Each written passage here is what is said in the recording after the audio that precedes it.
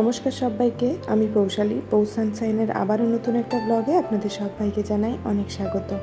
আশা করি আপনারা যে যেখান থেকে আমার ভিডিওটি দেখছেন সবাই খুব ভালো আছেন আর সুস্থ আছেন। স্বাধীনতা দিবসের শুভেচ্ছা জানিয়ে আজকের ভিডিওটা শুরু করলাম।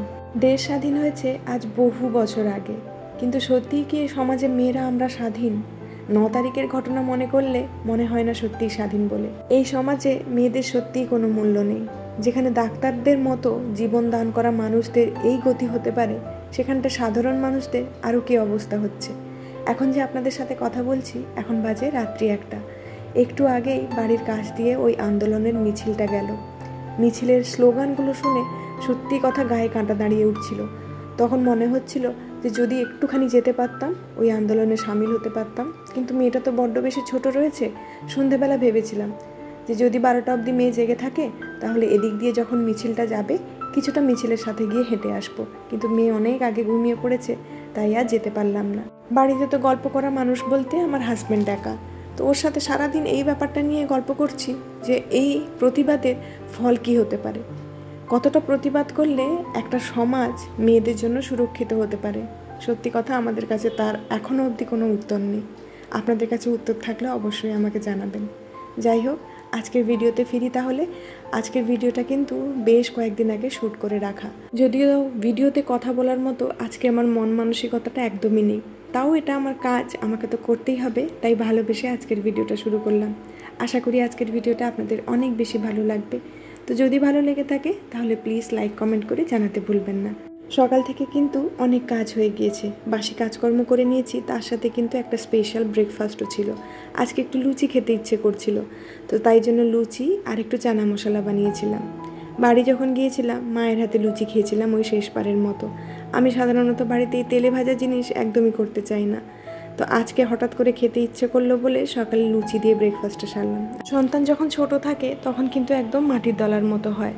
তাকে সেই সময় যেই রকম ধরনের শিক্ষা দেওয়া হয় বা যেই রকম পরিবেশে ও বড় হয়, তার মন মানসিকতা বলুন বা তার শিক্ষা বলুন সেরকমভাবেই কিন্তু গড়ে উঠতে থাকে। তো ছোটোবেলা থেকে আমার মেয়েকে একটু অন্যরকম ধরনের শিক্ষা দেওয়ার আমি চেষ্টা করে থাকছি। জানি না কতটা সফল হব, তবে মা হিসেবে আমি কিন্তু আমার দিক থেকে প্রাণপণ চেষ্টা করব। ছোট থেকেই মা বাবাকে দেখে এসেছি, আমার 2 বোনকে নিয়ে সব সময় ভয় ভয় থাকতো। সন্ধ্যের পরে বাড়ির বাইরে পা রাখা যাবে না, সব সময় চোখে চোখে রাখতে হবে। একটু বড় হয়ে যাওয়ার পর থেকে আমাদেরকে ইভেন শাড়িও পরতে দেওয়া হতো না। কেন না, বাইরের লোক কী বলবে, সমাজ কী বলবে, ছেলেরা তোকে কী চোখে দেখবে। তো এই জিনিসটা আমি সবসময় দেখেছি মেয়ের বাবা মায়ের ওপরেই না বেশি হয়ে থাকে। কিন্তু সেই জায়গায় একটা ছেলের ক্ষেত্রে কিন্তু সমাজে সব দিক দিয়ে অনেক কিছু ছাড় থাকে। যাই হোক, এই সমস্ত তর্ক বিতর্কে আসছি না। এখানটায় অনেকেই আছেন একটা মেয়ের পেরেন্টস বা অনেকেই আছেন যারা একটা ছেলের বাবা মা। তো সেই জায়গাটায় আশা করব ভবিষ্যৎ প্রজন্মে আমরা যারা বাবা মা রয়েছি প্রত্যেকটা সন্তানকে সুসন্তান হিসেবে গড়ে তোলার জন্য। যাই হোক, ভিডিওতে আজকে অনেক কথা বলে ফেললাম। সাধারণত এত মনের কথা আমি ভিডিওতে বলি না, কারণ জানি না আপনারা কে কীরকমভাবে আমার এই কথাগুলোকে নেবেন। তো আজকে বড্ড বেশি মনটা খারাপ লাগছিল বলে আপনাদের সাথে কথাগুলো শেয়ার করলাম।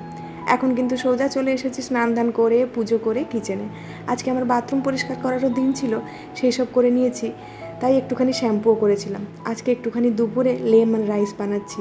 এটা কিন্তু খুব ইজি একটা রেসিপি। প্রথমেই ভাতটাকে সেদ্ধ করে নিয়েছিলাম, তারপরে গরম তেলের মধ্যে কিছু ফোড়ন দিয়ে ভাতগুলোকে ভেজে নিয়েছি একটু হলুদ আর লেবুর রস দিয়ে। এই রেসিপিটা পরে আপনাদের সাথে আমি অবশ্যই ডিটেলসে শেয়ার করে নেব। এটা কিন্তু খেতে ভীষণই টেস্টি হয়। আর আজকে দুপুরের রান্নাটা একটুখানি সিম্পল রেখেছি, তার কারণ আজকে আমার অনেক লম্বা একটা কাজ রয়েছে। এই যে কিছুদিন আগে নতুন আলমারিটা আনলাম, সেটা একটুখানি গোছাতে হবে আমাকে। তার আগে বেডশিটটা চেঞ্জ করে নিচ্ছি। যেদিনে করে আমি বাথরুম পরিষ্কার করি সেদিনে কিন্তু আমি বেডশিটটা চেঞ্জ করে থাকি। এখন করে গরম পড়েছে তো সপ্তাহে 2-3 দিন আমার বেডশিট চেঞ্জ হয়ে যায়। আর তারপরে মেয়ে বড় হওয়ার সাথে সাথে বেডের মধ্যে ওর দুষ্টামিটা যেন একটু বেড়েই চলেছে। কখনো জল ফেলে তো কখনো পাউডার ফেলে, কখনো আবার তেল ফেলে দিচ্ছে। তো এই করে করে আমার 2 দিন ছাড়া ছাড়া বেডশিটটা এত নোংরা হয়ে যায়, আমি যেন সেই বেডশিটে পা দিতে পারি না। সেই কারণে আমি 2 দিন ছাড়া ছাড়া সময় করে চেঞ্জ করে ফেলি। আর এই যে এদিকে কিন্তু জামা কাপড়গুলো শুকোচ্ছিল বাইরে, সেগুলো এখন নিয়ে ফোল্ড করে দেব। আমার দুদিকের বারান্দাতে প্রত্যেক দিন যেন জামা কাপড় ভরে যাচ্ছে। প্রত্যেক দিনই ভাবছি যে একটু অল্প জামা বেরোক, কিন্তু কোনো দিনই আর সেটা হয়ে উঠছে না। দিনে মোটামুটি 7-8খানা জামা মেয়ের পাল্টানো হয়, কখনো এটা ফেলে দেয় তো কখনো ওটা ফেলে দেয়। তো এই করে করে ওর জামা কাপড়ই প্রত্যেক দিন এত এত হয়ে যায়। তো এখন কোনো দিন দেখা যাচ্ছে ওয়াশিং মেশিন তো চালাচ্ছি, তার সাথে সাথে হাতেও আমাকে জামা কাচতে হচ্ছে। তো এই যে এই বেডশিটটাও আজকে কাচা হয়েছে সকালবেলা, তার সাথে দেখলেনি তো আজকে আবারও একটা বেডশিট বেরিয়েছে। আমাদের মতো গৃহিণীদের কাছে না এই সমস্ত কাজ হচ্ছে একটা ডেলিকার রুটিন। আমার মাঝে মধ্যে মনে হয় আমি কোনো একটা লুপের মধ্যে ফেঁসে রয়েছি, প্রত্যেক দিন সেই একই কাজ। তারপরেও কাজ ছেড়ে থাকলে তো হবে না, প্রত্যেক দিন কিন্তু একই কাজগুলোকে ভালোবেসে আমাদেরকে করতে হয়। আর দেখুন আমার আলমারির যে অবস্থা, আর নিচটা আপনাদেরকে দেখাচ্ছি না, এই ওপরটা দেখাচ্ছি, তাতেই আমার ভীষণ লজ্জা লাগছে যে আপনারা আবার আমাকে এটা নিয়ে জাজ না করেন। ভীষণ অগোছালো হয়ে রয়েছে, তারপরে আবার এটার মধ্যে ধুলোও জমে গিয়েছে। যেহেতু আলমারিটা ঠিক করে বন্ধও করা যায় না, তাই ভেতরে দেখছি অনেকটা ধুলো জমে গিয়েছে। আর এখন আমি এগুলোকে নিয়ে আবার বসে পড়েছি, পুরো আলমারি আগে খালি করে নিয়েছি। আর এই যে দেখতে পাচ্ছেন অর্গানাইজারগুলো, এগুলো কিন্তু আমার বোন আমাকে 1 বছর জন্মদিনে গিফট করেছিল। তখন আমার বাড়ির জন্য কিছু জিনিসের প্রয়োজন ছিল, তো তখন বলেছিলাম যে এটা ওটা না দিয়ে আমার দরকারি জিনিসই আমাকে গিফটে দে। তো সেই কারণে অ্যামাজন থেকে এই অর্গানাইজারগুলো আমাকে কিনে দিয়েছে, আমার ভারী পছন্দের ছিল। তো অনেকগুলো রয়েছে, একে একে করে আপনাদেরকে দেখাচ্ছি। প্রথমে যেটা দেখাচ্ছি সেটা হলো এই ধরনের অর্গানাইজার। এখানে কিন্তু ছেলেদের শার্ট বলুন, জিন্স বলুন, এই ধরনের জিনিসগুলো আপনি খুব সুন্দরভাবে অর্গানাইজ করে রাখতে পারেন। নিচের জিনিসগুলো টেনে বের করলেও কিন্তু ওপরেরগুলো একে একে বেরিয়ে আসে না, মানে ঘাঁটাঘাঁটি হয়ে যায় না। তারপরে দেখুন আবার কেচে ওপরে রেখে দিলেন। তো আমি এরকমভাবেই করি, নিচ থেকে একদম জামা কাপড়গুলো বের করে থাকি। তো হাজব্যান্ডের যেগুলো পরা হয়ে যায় সেগুলোকে ওপরে রাখি, মানে ইউজড জামা কাপড়গুলো ওপরে থাকে আর ইউজডগুলো নিচে থাকে। এরকমভাবেই কিন্তু আমি ট্র্যাক করে রাখি, তাতে করে এক জামা বারবার আর রিপিট করা হয় না। আর এখানটা আপনাদের সাথে এই জিন্স ফোল্ড করার একটা টেকনিক দেখাচ্ছি। তো এর মধ্যে রাখার জন্য কিন্তু এরকমভাবেই আমি জিন্সগুলোকে ফোল্ড করে থাকি। আপনারা চাইলে কিন্তু জিন্সকে আরও একটা ফোল্ড দিতে পারেন, কিন্তু যেহেতু আমার এই অর্গানাইজারটার ভেতরে একটা স্পেস রয়েছে, সেই জন্য আমি একটু লম্বাভাবে ফোল্ড করছি। তো এই জায়গাটা আপনাদের সাথে আরও একটা টিপস আমি শেয়ার করি। জিন্সগুলোকে যদি আপনারা এরকমভাবে অর্গানাইজ করে রাখেন, তাহলে কিন্তু দেখুন একদিকটা একটুখানি নিচু আর একদিকটা উঁচু হয়ে যাচ্ছে। তো এটাকে একটুখানি সিমেট্রিক দেখানোর জন্য, মানে সমান দেখানোর জন্য, তো এরকমভাবে আমি এটাকে অর্গানাইজ করে রাখছি। মানে কোমরের দিকটা উল্টো দিকে, তো পায়ের দিকটা আবার ওদিকে, আবার পায়ের দিকটা এদিকে রাখলে কোমরের দিকটা উল্টো দিকে। আশা করি বোঝাতে পারলাম। আমি এইসব ব্যাপারে না বড্ড বেশি কাঁচা, কাউকে কিছু বোঝাতে বললে আমি ঠিক বুঝিয়ে উঠতে পারি না। তো আপনাদেরকে দেখিয়ে দিলাম, দেখুন এরকমভাবেই আমি এটাকে অর্গানাইজ করেছি। আর তাতে করে কিন্তু একদিকটা উঁচু নিচু একদমই দেখাচ্ছে না। আর জিন্সগুলো কিন্তু বাইরে থেকে খুব ভালোভাবে দেখা যাচ্ছে, তাতে করে যখন যেটা প্রয়োজন সেটা কিন্তু খুব সুন্দরভাবে আপনি বের করে নিতে পারেন। তারপরে এখানটায় নিয়ে নিয়েছি এরকম একটা প্লাস্টিকের অর্গানাইজার। তো এর মধ্যে হাজব্যান্ডের যত টি শার্ট রয়েছে সেগুলোকে আমি এরকমভাবে ছোট্ট ফোল্ড করে রেখে দিলাম। এটাও কিন্তু খুব সহজেই টেনে বের করে নেওয়া যায়। তো আপনাদেরকে আমি এখানটায় দেখাচ্ছি, একটা কিন্তু আমি টেনে বের করলাম। দেখুন অন্যান্য জামাগুলো কিন্তু একদমই বেরিয়ে যায়নি। যদি আমরা এরকমভাবে অর্গানাইজ করে রাখি তাহলে কিন্তু যে কোনো সময় আমরা খুব ভালোভাবে অ্যাক্সেস করতে পারি। তো আবার কাছাকাছি হয়ে গেলে এক সাইডে সুন্দরভাবে অর্গানাইজ করে দেওয়া যায়। আর এরকম আরেকটা অর্গানাইজারের মধ্যে আমার সমস্ত ড্রেসগুলো রেখে দিলাম। যদিও আমার কাছে অন্যান্য মেয়েদের মতো খুব বেশি জামা কাপড় নেই, যে কটা রয়েছে সেগুলো কিন্তু আমি খুব যত্ন করে গুছিয়ে রেখেছি। আগে না আমার জামা কাপড়ের অনেক শখ ছিল, জানি না কেন ধীরে ধীরে এই সমস্ত শখগুলো আমার চলে যাচ্ছে। তারপরে এই যে আরেকটা ছোট্ট অর্গানাইজার রয়েছে, এটা কিন্তু ওর সাথেই রয়েছে, মানে আগের যে অর্গানাইজারগুলো দেখালাম, তো তার মধ্যে আমি কিছু কুর্তি রাখছি আমার। আর সাইডে একটুখানি জায়গা বেশি ছিল, কয়েকটা লেগিংস ছিল, সেগুলোকে এরকম রোল করে আমি এক সাইডে রেখে দিচ্ছি। তাতে করে লেগিংসটা কিন্তু খুব সহজেই চোখে পড়বে, যে কোনো কুর্তির সাথে আমি ম্যাচ করে লেগিংসও নিয়ে নিতে পারবো। আমি কিন্তু কুর্তিগুলোকে একটু ছোট্ট ফোল্ড করে রাখার চেষ্টা করেছি। তো এইটুকু জায়গার মধ্যে কিন্তু আমার যা সমস্ত কুর্তি রয়েছে আর লেগিংস রয়েছে সব কিছু খুব সুন্দরভাবে অর্গানাইজ হয়ে গিয়েছে। আপনাদের কাছে এই অর্গানাইজেশনটা কেমন লেগেছে অবশ্যই আমাকে জানাবেন। আর সেম এরকম আরেকটা বক্সের মধ্যে আমার যে সমস্ত 2 পিস কালেকশনগুলো রয়েছে সেগুলো রাখলাম। আর জিন্স আজকাল খুব একটা বেশি ব্যবহার করি না, একটাই মাত্র জিন্স রয়েছে আমার কাছে, সেইটাও আমি এখানটাতে অর্গানাইজ করে রেখে দিচ্ছি। আর এরকম আরও একটা বক্সের মধ্যে আমার যে সমস্ত টি শার্টগুলো রয়েছে সেগুলোকে এরকমভাবে ফোল্ড করে রেখে দিলাম।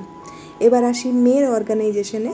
তো ওর ফ্রক বলুন বা 2 পিস বলুন যেগুলো রয়েছে সেগুলোকে আমি এরকম লম্বাটে একটা অর্গানাইজারের মধ্যে এরকম ছোট্ট ছোট্ট ফোল্ড করে রেখে দিচ্ছি। তাতে করে কিন্তু বাইরের থেকে সমস্ত জিনিস খুব ভালোভাবে ভিজিবল হবে। যখন যেটা প্রয়োজন হবে সেটা কিন্তু আমি বা ওর বাবা যে কোনো মুহূর্তে ওটাকে বের করে ইউজ করতে পারবে। এই আলমারিটা আমি এরকমভাবেই গোছানোর চেষ্টা করেছি যাতে আমি নয়, আমার হাজব্যান্ডও কিন্তু এটাকে সুন্দরভাবে ব্যবহার করতে পারে। আর এদিকে আমি আরও একটা ব্যাগ নিয়ে নিচ্ছি। তো ব্যাগটাকে আমি অর্গানাইজার হিসেবে ব্যবহার করছি। তো এর মধ্যে কিন্তু আরও একটু কারুকার্য করা যেত, মানে এটাকে আরেকটু সুন্দরভাবে তৈরি করা যেত, কিন্তু যেহেতু আমার কাছে খুব একটা বেশি সময় নেই তাই এরকমভাবে আমি এটার একটা মানে জোগাড়ু উপায় বের করেছি। তো ব্যাগটাকে এরকমভাবে ফোল্ড করে নিচে একটা কার্ডবোর্ড মতো দিয়ে দিলাম। তো সাইডেও যদি কার্ডবোর্ড দিয়ে এটাকে চিটিয়ে নেওয়া যেত তাহলে কিন্তু খুব সুন্দর স্টাডি একটা অর্গানাইজার হয়ে যেত। তো এই মুহূর্তে তো আপনাদের সাথে সেটা আমি শেয়ার করতে পারলাম না। যদি কখনো ফিউচারে নিয়ে কাজগুলো করি তাহলে সেটা অবশ্যই শেয়ার করব আপনাদের সাথে। তো এর মধ্যে মেয়ের সমস্ত শীতের জিনিসগুলো রাখলাম, সোয়েটার হোক, ফুল স্লিভস জামা কাপড় সেগুলো রাখলাম।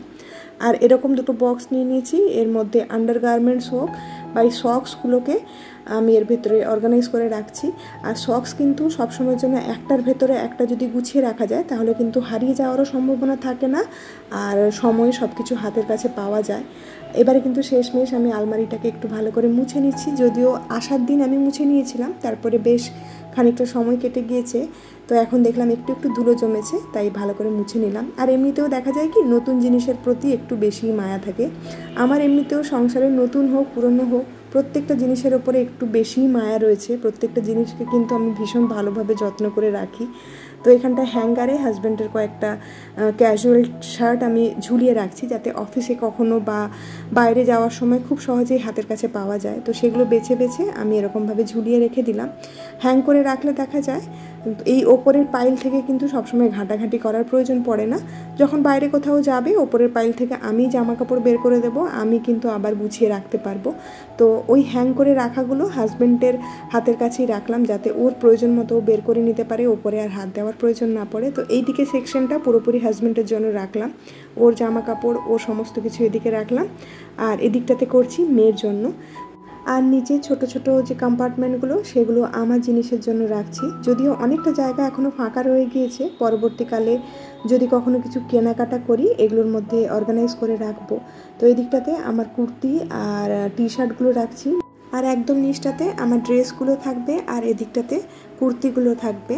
তো আমি এই আলমারিটা গুছিয়ে নেওয়ার পরে ভেবেই নিয়েছি যতক্ষণ না পুরনো জামা কাপড় ব্যবহার করে করে ডিসকার্ড করছি ততক্ষণ কিন্তু আর একদমই নতুন জামা কাপড় কিনবো না।